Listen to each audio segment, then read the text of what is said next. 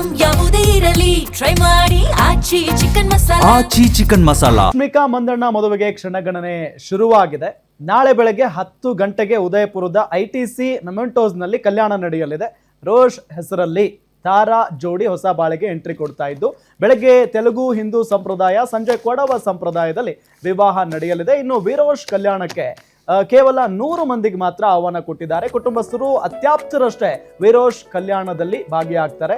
ಏನು ಸ್ಯಾಂಡ್ಲ್ವುಡ್ನ ನಟ ನಟಿಯರಿಗೂ ವಿರೋಷ್ ಕಲ್ಯಾಣಕ್ಕೆ ಆಹ್ವಾನ ನೀಡಲಾಗಿದೆ. ಪ್ರಮುಖ ಅಂದ್ರೆ ಇಬ್ಬರ ಕಲ್ಯಾಣಕ್ಕೆ ಪ್ರಧಾನಿ ಮೋದಿ ಶುಭ ಹಾರೈಸಿದ್ದಾರೆ. ರಶ್ಮಿಕಾ ಮತ್ತು ವಿಜಯ್ ಅವರ ಜೀವನದಲ್ಲಿ ಇದು ಹೊಸ ಅಧ್ಯಾಯ, ಇದು ಹೊಸ ಸುಂದರ ಅಧ್ಯಾಯದ ಆರಂಭ ಅಂತ ಶುಭಾಶಯ ಪತ್ರ ಕಳಿಸಿದ್ದಾರೆ. ನಮ್ಮ ಕನ್ನಡತಿಯ ಮದುವೆ ಇಷ್ಟು ದೊಡ್ಡ ಮಟ್ಟದಲ್ಲಿ ಸುದ್ದಿ ಆಗ್ತಾ ಇದೆ ಅಂದ್ರೆ ನಮಗೂ ಒಂಥರ ಖುಷಿ ವಿಚಾರ. ಹೆಮ್ಮೆ ಅಲ್ಲ, ಹೆಮ್ಮೆ ಅಲ್ಲ, ಎಲ್ಲಾರು ಮದುವೆ ಆಗಂಗ ಆಗ್ತಿದ್ದಾರೆ, ಖುಷಿ ವಿಚಾರ, ಸಂತಸದ ಕ್ಷಣಗಳು.